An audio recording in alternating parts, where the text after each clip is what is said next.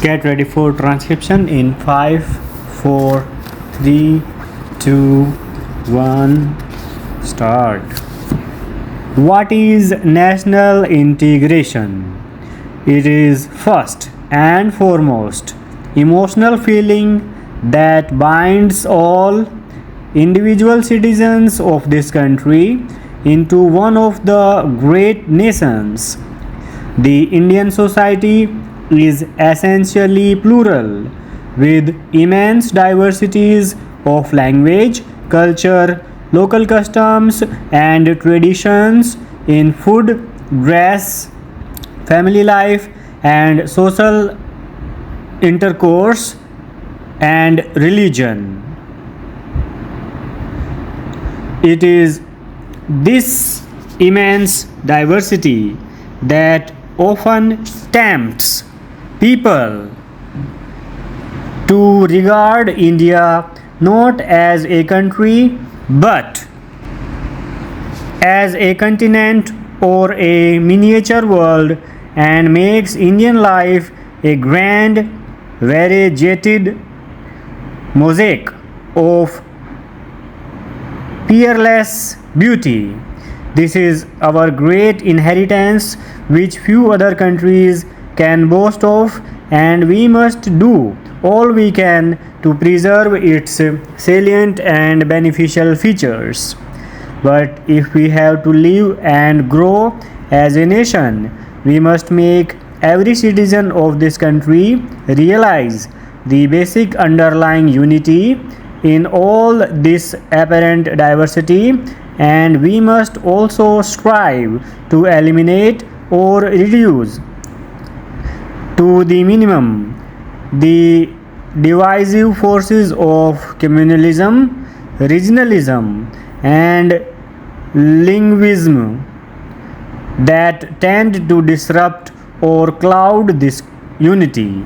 National integration may be said to have been achieved when the positive and unifying forces reign supreme in national life and the negative and divisive trends are controlled, if not totally eliminated. This is our goal. It is in this direction that we have been moving throughout our long history. It is, in a way, a long and endless journey to a great destination.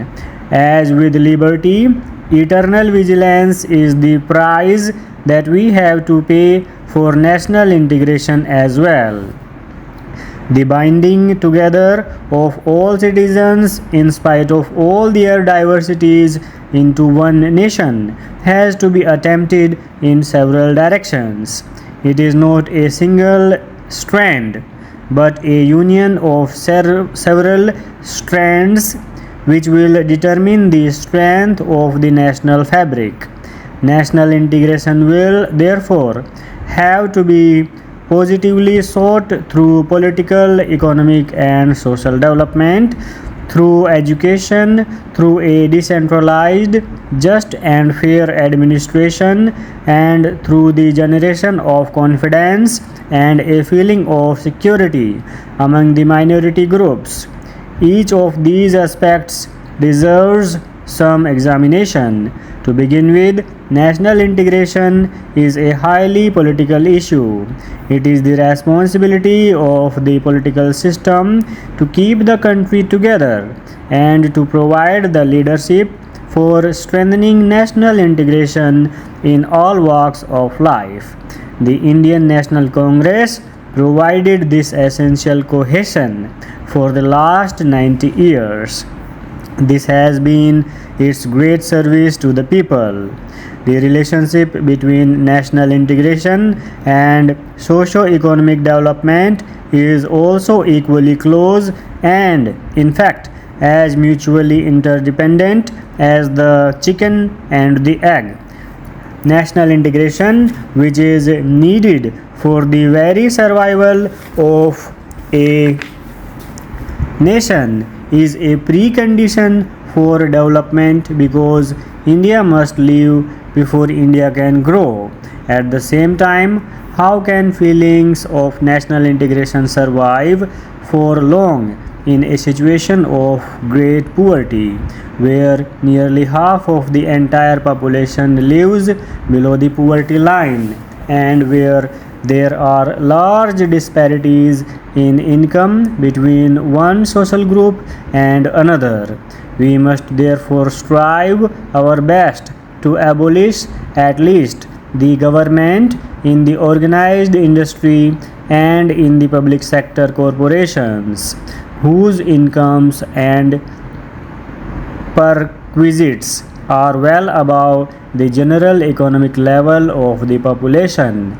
On the other hand, we have large masses of very poor people living in urban slums, small and marginal farmers, and landless agricultural laborers in rural areas who are unemployed or underemployed, whose incomes are very low and who cannot even look forward to 2 square meals a day for most of the year.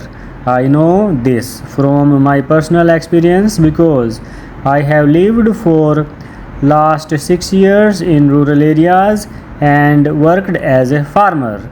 How can we hope to have a cohesive society or national integration in a background of such glaring socio-economic inequalities and injustice? We must therefore strive to bring about rapid socio-economic development with social justice. This will create a healthy and hopeful atmosphere in country and reduce the inevitable consequences which extreme disparities generate. Greater and more rapid socio-economic development will follow. It is this golden cycle we must try to establish, the creation of conditions in which every citizen may be effectively involved in the administrative processes is yet another aspect of national integration. We must endeavor to reorient the administration so that the services are democratized and made more responsive to the needs and aspirations of the common man. It is also necessary to ensure that the common man is assured justice and fair play in all matters which affect his daily life. Even more important are the reforms which will decentralize authority from the center to the states within the constitutional framework and without in any way endangering the fundamental unity of the country. The center and the states are not big and small brothers, but joint partners in national development. Even more important is the devolution of authority and responsibility right down to the present centralized system where fewer people tend to take the basic decisions for the common man. It has been said that after our chairman Dr. Radhakrishnan left the Banaras Hindu University, the situation began to deteriorate over there, and that all these incidents are the culmination of the various developments that were taking place there. May I respectfully submit that even after Dr. Radhakrishnan left the Banaras Hindu University, there were vice chancellors who could manage that university quite well and could enforce discipline among the students in spite of the fact that certain situations and conditions and forces might be working in that university which might be taxing the ingenuity of the vice chancellors. Therefore, we have to take into consideration what exactly happened in this period when the situation went out of hand.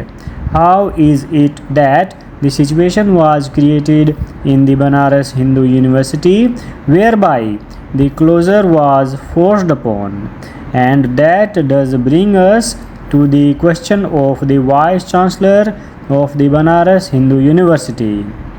I realize that the government or the university, or for that matter, any self respecting person or institution should not bow down to any physical force, should not bow down to any compulsion that might not have any reason behind it. Full stop.